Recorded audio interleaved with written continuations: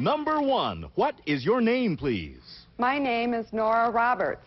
Number 2. My name is Nora Roberts. Number 3. My name is Nora Roberts. Only one of these people is the real Nora Roberts and is the only one sworn to tell the truth.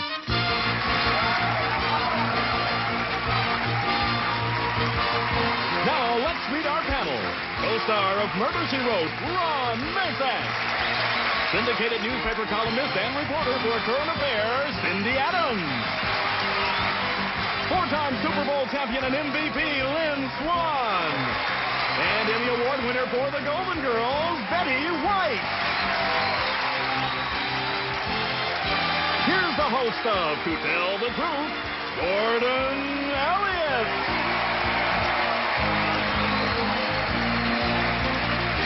All right. Good morning. Thank you very much, audience. Thank you at home also. Welcome, panel. Cindy, I've often wondered when I've read your remarkably revealing and personal column, is there anything, given the Marcoses and the Leona Helmsleys and the Noriegas you've interviewed, is there anything you wouldn't say about somebody? Well, I wouldn't hurt somebody. I amuse, I don't abuse. But if they have something that embarrasses them, like, for instance, the fact that you are in reality only 5'2", but you have high socks, this I would never tell anybody. That's quite true. Look at those socks. They're longer socks. They're pump-ups. How did you find that out? Ah, that's another secret I won't She's been tell. under my trousers for hours back there. Let's get right to the story presented by our first team of challengers, all three of whom, you had to ask, Betty, all three of whom claim to be Nora Roberts. And here is her story. Please read along with me. I, Nora Roberts, am one of the nation's best-selling authors of romance novels. I've set hearts aflutter around the world with 70 books, bearing such titles as Untamed, Sacred Sins, Brazen Virtue. It all started when I was a young single mother and spent my time reading romance novels. It was then I decided to turn my daydreams and fantasies into money-making books. The heroines in my novels today are strong women who have a career or are raising children alone. Since writing my first novel, 20 million copies have been sold, and I have just been honored as the first inductee into the Romance Writers Hall of Fame. Incidentally, if you men want to know what women really want, read a romance novel. You'll find the way to a woman's heart. Signed, Nora Roberts.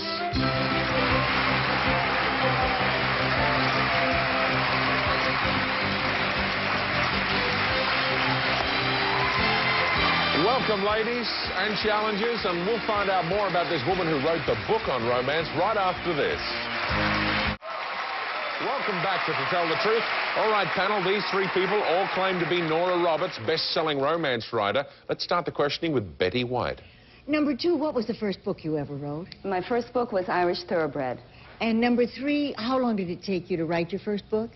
You know, I couldn't say. I started it 1 year and finished it late the next year. I'm not sure how many months. Number 1, how long did it take you to write the latest book? I think it took approximately 6 months. What was the name of your first book, number 3? It was Irish Thoroughbred. Oh, it was. Well, you're going to stick with that. Okay, Lynn Swan. Number 1, who comes up with the titles for your book? I do. Number 2, you talk about fantasies in the book. Are any of those your fantasies? Oh, sure, some of them are my fantasies. Oh. Number 3, which book can we find your greatest fantasy in? Probably Magic Moments. Magic Moment. Write that one down. Magic Moments. Okay. Get it. Number 1, what is it that women really do want? I'm single, I'd like to know. Women just really want an honest relationship. Count you out there, Lynn. Absolutely. Where are you, pal? Yeah. Number 1, Robin Moore, who wrote The Happy Hooker, told me he writes in the nude so his skin can breathe. He needs that kind of energy. Do you have certain habits for when you're working? I really just wear what's comfortable. Number 2, when you write all of those sex scenes with people nibbling and things like that, have you lived some of them? Well, it would be very hard since I'm a married woman. Before you were married, number 2? No, I lived a very dull life. Oh, sorry about that. There's Lynn over here. Sorry about that. Time's up, Ron. Yes, number 3, you've written over 70 books. Do you find yourself repeating yourself or repeating characters? I hope not. How do you... I may synthesize some characters from previous books, but I try to put a spin on it. And number 2, where is the Romance Hall of Fame? Romance Writers of America is based in Houston, but the Hall of Fame is just a thing. It's not an actual place. And what did they give you, number 1, to be a member? Like Lynn has got rings and things from his world, you know, the Super Bowl. The prize Yes. is the Rita. It's the Rita? Yes, it's named after Rita Clay. Okay, well, panel, time up, and time to vote for either number 1, number 2, or number 3. Our team of challengers will receive $500 for each incorrect vote with a guarantee of $1,000. And if the panel is filled completely, the team will receive $3,000. So we'll begin the betting. Oh, sorry, the betting.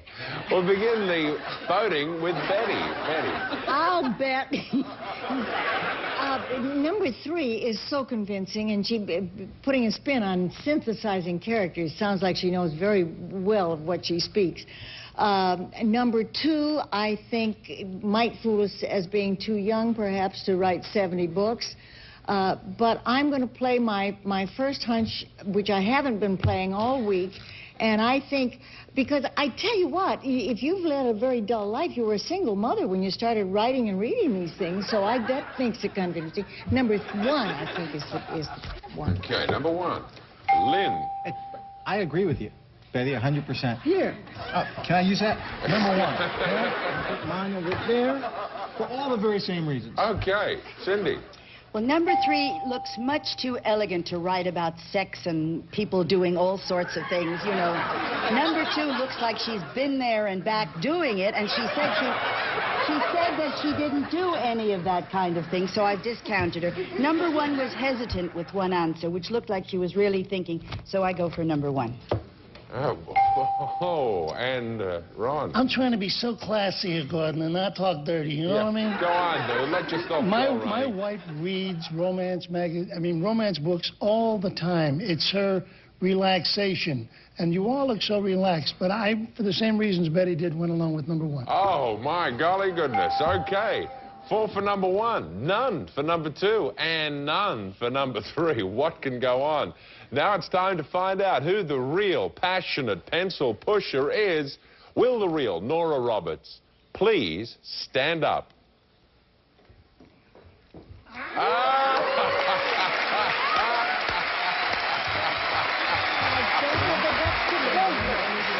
guys are absolutely... Okay. Now I've got to ask you this. Hey, hang on. I want to read one of these. Hang on. Okay. As he ripped the flimsy negligee from her heaving breasts and the soft arms. Sorry, that's terrible. As his firm thighs pressed against her quiver. Oh my God. I'm sorry, but what is what is the most erotic book you've written? I really don't write erotica. I write romance and atmosphere. Okay. Major mistake men make when trying to approach women. It's a physicality instead of the emotion and the honesty. Yep, I'd agree with that. Okay, let's find out who our imposters really are.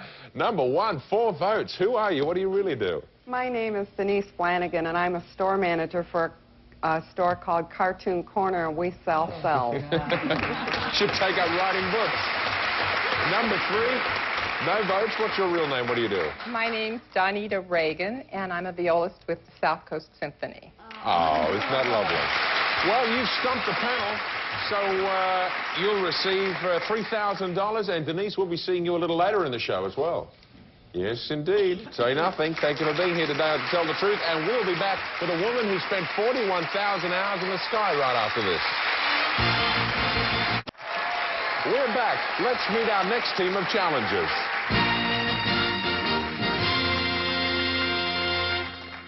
Number 1, what is your name, please? My name is Connie Walker.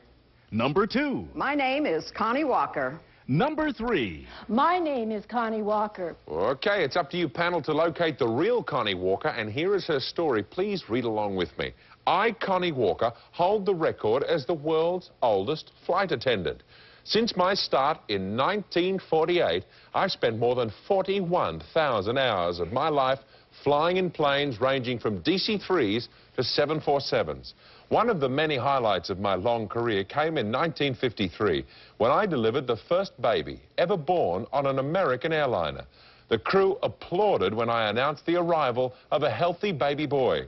It was only upon landing that I discovered that the baby boy was actually a girl. My last leg before retirement, I flew wearing my original 1948 uniform. When I deplaned, I was greeted by 100 co-workers and well-wishers, including that baby I delivered so long ago. At home, I unpacked my suitcase for the first time in 42 years. Signed, Connie Walker.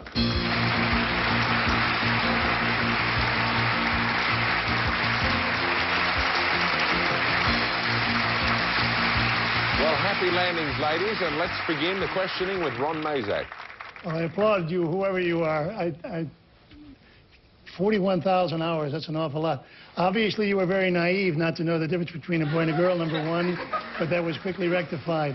What is the biggest change you've found in flying in all those years? Well, I think the amount of passengers that you have and the different attitude of the passengers. Number two, are there any scares in those 41,000 hours? Yes, when we had to do a belly landing. Number three, what is a belly landing? A belly landing is when the wheels won't come down, and so you have to land without the wheels. Number one, that baby who met you after that, do you still stay in touch with that? Yes. The baby you delivered? Yes. Number two? Yes, indeed. Yes, it's an airborne baby. Cindy Adams.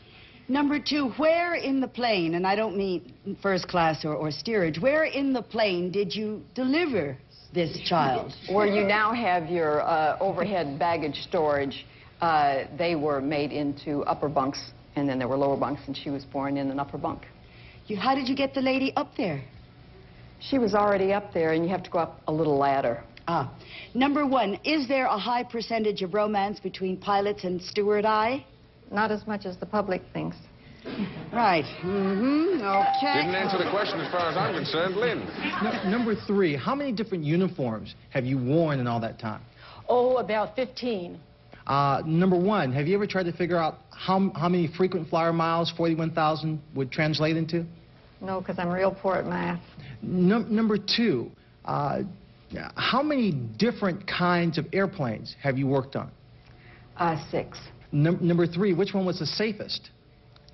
Oh, well, I would say the 747 Boeing. By far. Betty White. Number one, you mentioned the different attitude in passengers today. How does it differ? Well, in the early days, they dressed up. It was really quite an honor to get to fly.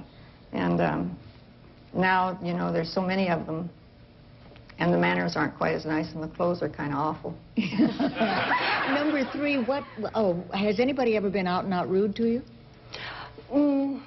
No, that's just part of the job, I feel. You know, they're rude, but we don't look at it that way. They are passengers, and we're there to keep them safe and happy.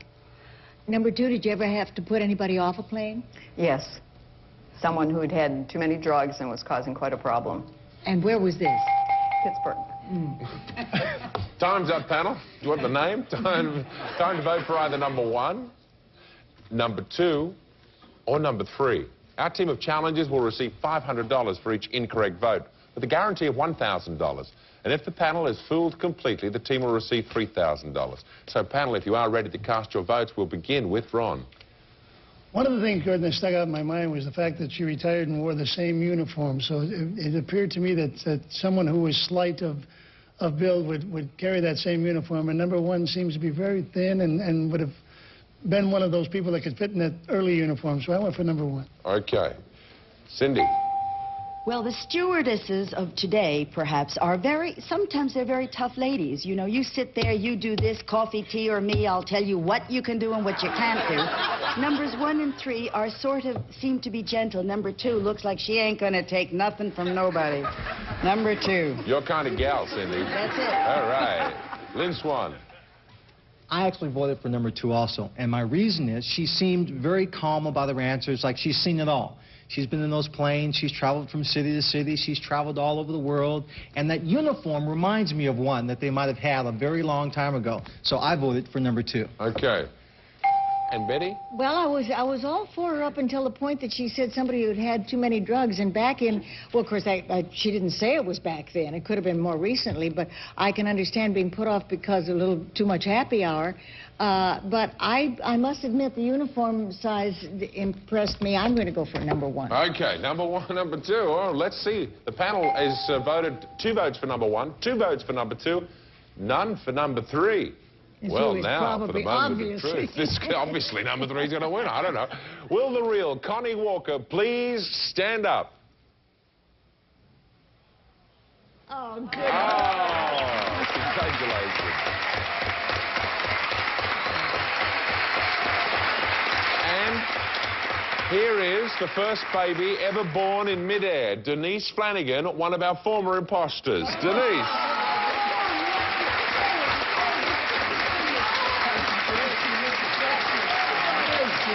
Now, do you mind, can you tell me what airline it was that you flew for so many years? Northwest. Really? And do you miss flying after these many years? Well, I miss the people a lot. Right. You look like mother and daughter. You sure there wasn't something else going on there? Now, number 2, what's your real name? What do you do? I'm Shirley Ann Baker, and I'm an event fundraiser coordinator for the Juvenile Diabetes Foundation. Number 3, your real name. My name is Mabel Schroeder, and I'm Assistant Director of Volunteer Services for the Braille Institute. Well, there were 2 incorrect votes and a $500 a vote. That's $1,000. And congratulations, not only for fitting into that uniform, but for being here today, I have to tell the truth. Great work. And we'll be back after this playing one-on-one with someone from our studio audience. Stay tuned. Welcome back. Now it's time to play one-on-one with someone from our studio audience. Burton, who do you have for us today? Well, Gordon, today, please meet Shuba Rumani from Plano, Texas. Hello, Shuba. How you doing, Gordon? Great. Shuba, I'm going to introduce you to a chance to play one-on-one. You're going to meet a gentleman with 2 stories, Mr. X. Welcome, Mr. X.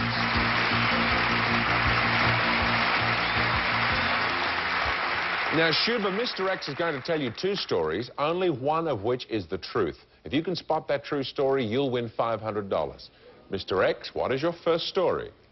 I am a captain in the Chicago Police Department. I am a real-life crime fighter. My name is Dick Tracy. Now, that may or may not be the true story, Shuba, so let's listen to Mr. X's second story. I am the conductor of an 80-piece all-girl accordion band, and my name is Lawrence Welk. Okay. Now, Shuba, the panel's going to try and help you win that money by asking 1 question about each story. Let's start with story number 1, Dick Tracy. Betty. Where is your precinct in the Chicago Police Department? I work in the main headquarters building. Liv. What's your father's name? My father's name was Dick Tracy also. How did you like the way Warren Beatty played you? I enjoyed the movie. Ron. Now, that's my neighborhood, Chicago. What famous ballpark is at 35th and Shields? That's Comiskey Park. Hey, now there you go. You've heard Mr. X's first story, now story number 2, Lawrence Welk, and start the questions again with Betty. How many keys on an accordion? 36. Thank you. Lynn. And on some of the girls, too. Betty. How many folds in an accordion? Folds? Folds. It opens and In closes? the bellows? Yes. 23, no, 24. 23 or 24, depending on if you're counting the ins or the outs. Okay. Any buxom lady ever catch herself in a fast-moving accordion? Not in my band. You should be writing those romance novels. Ron. Only one button on the bass key has a little mark, so it's easy to find. What key is that? What button is that? F. Okay. They're pretty good answers to both those questions. Sheba, you've heard the cross-examination. Shuba, sorry. Is Mr. X really Dick Tracy, or is he Lawrence Welk? I think he's Dick Tracy, Gordon. Okay, well, if you're right, Shuba, you win $500. Mr. X, what's your true story? To tell the truth, my name is Dick Tracy. Congratulations, Shuba, you won $500. And thanks for playing one-on-one with us today. Okay, now I want you to see this picture because this is signed to Dick Tracy, from Dick Tracy, from Chester Gould, the man who created Dick Tracy. Wonderful. Now, did you ever have a villain called Flat Top or Prune Face? No, I'm afraid not in real life. We want to thank you very much, Dick Tracy, for being with us today. Thank you. We'll be right back after these short words. Well, panel, that's it for this edition of To Tell the Truth from Dick Tracy and from all of us. And Sydney, too. Come on out from behind it. You were great today, panel. We'll see you again next time. Bye-bye. Lance, can you do a promo for Poker Royale? Do you know who I am? I don't do promos. I'm not going to do this all Poker Royale Fridays the 10th stuff. I don't do that type of pitch. Would you guys stop following me? My God. Poker Royale, celebrities versus the pros. Tonight at 10 on GSN. How far would you go to win Olympic gold? Nothing would stop Tanya Harding. Nothing. How far to win an election? I will support the Constitution of the United States. How far to win the trial of the century? If it doesn't fit, you must acquit. Anything to win. The new documentary series about people who refuse to lose. January 10th, it's Rosie Ruiz and the Boston Marathon scandal. Nobody in the world could have run that fast. Anything to win. Premieres Tuesday, January 10th at 9, only on GSN.